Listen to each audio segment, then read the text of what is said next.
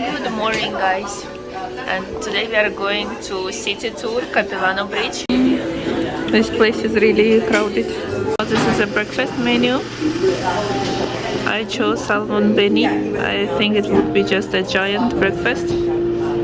This place has a very good reviews. Let's see.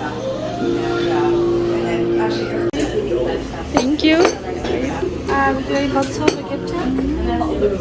Hot sauce or ketchup? What kind of... Look at this teapot. How cute. What, Alicia, you can tell us about Vancouver? Oh, it's so pretty, it's so green, and the nature is truly amazing. So I got beni salmon with tea, and with tax it's $27.3. There are many Asian restaurants and cafes in Vancouver. Look at those trees on the top of roof. Coca-Cola with coffee. It's gonna be a full day city tour where we will see with you city's top landmarks. The price for this tour was $169 and approximately it will last 7 hours. In the beginning we will enjoy with you the beauty of Gastown neighborhood. This is a bronze statue which is supposed to inspire laughter and playfulness in all people who see it. It portrays the artist's own image in a state of hysterical laughter. This is the first Vancouver's beach, followed by second Vancouver's beach, and then third. Very creative names. This is the English Bay, beautiful neighborhood with stunning coastal views.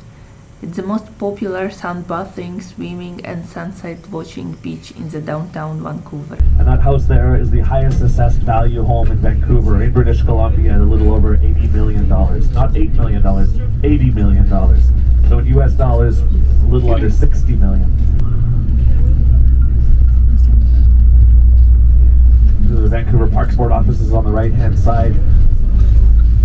And now we are entering the biggest city park in the world, Stanley Park. This is Canada's largest downtown city park, named after Lord Stanley. You may have heard of Lord Stanley if you lived in Toronto in 1967. He's the same guy that started the Stanley Cup hockey trophy that your Maple Leafs won that year. Vancouver won it in 1915, so we're celebrating 108 years without winning a hockey championship in our city. So about 70% of our park is forested. In the non-forested areas, there's 2 fine dining restaurants, several concession stands, children's miniature railway, children's water park, 18-hole pitch and putt golf course. I know a lot of Canada is still covered in snow, but they golf here year-round. For some reason, New York City, 1909, they decided that they were going to give a present to Vancouver, Canada. 8 pairs of gray squirrels. Now all the gray squirrels in this park are descendants of those New Yorkers, and they were the more dominant one when it came to the food supply. They were going after the same food. They've now been eliminated, the Douglas squirrel from Stanley Park. And that spring of 2020, we had beautiful weather, so everybody was out enjoying the outdoors and having these picnics. The garbage bins couldn't keep up with it. They were overflowing by the end of the day. So the coyotes were getting the food scraps, and then some of the coyotes started to realize that the humans had an interesting pattern. Normally when they had their picnics, they would be tight, close to one another. This year they were 2 meters or 6 feet apart, socially distancing. They had easy access points for the coyotes to get in and grab food. And if the humans had a problem with that, the coyotes would bite them.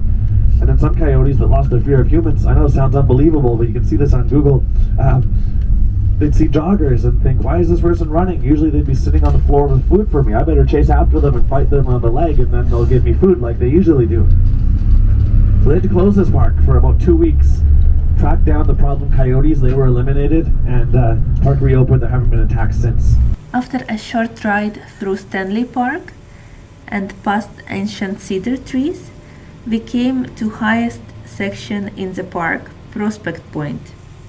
Stop by the totem pole and learn about the history of Stanley Park and the First Nations people that used to live here until 1935, not that long ago.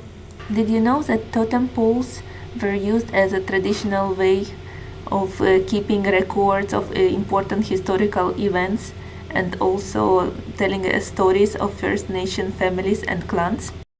This amazing park has not less than 10 kilometers of cycling and walking track. 10 kilometers. Do you see this man made out of stones? This is ancient symbol which is used as navigation and also represent a northern hospitality and friendship. Right now we are going to our next stop, Granville Island.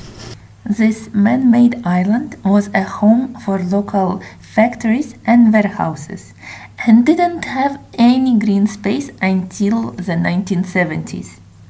Right now it's a vibrant place to enjoy a walk, one of the top places to buy local food and do shopping.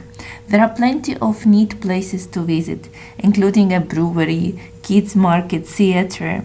Gringo Island has a great market featuring a fresh, colorful food and produce stores showcasing handcrafted products and the very finest and unique gifts.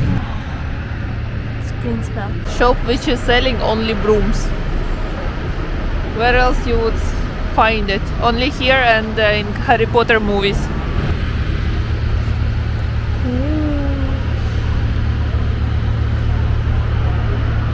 Oh, look for this one, $3,500. There are so many souvenir shops that we had no time to visit all of them, but they were pretty interesting. In local shops you even can find green flowers, and definitely must visit a local food market. This is a favorite place for locals to buy a grocery and have some snack. That's why we chose this place for having our lunch. I got dynamite roll for $11 and we found a table. We're very lucky to grab it first. Alicia gonna take some noodles. We'll have lunch and go back to bus. What is it? Sweet and sour pork. Sweet and sour pork. For how much? 11 for 11 after taxes.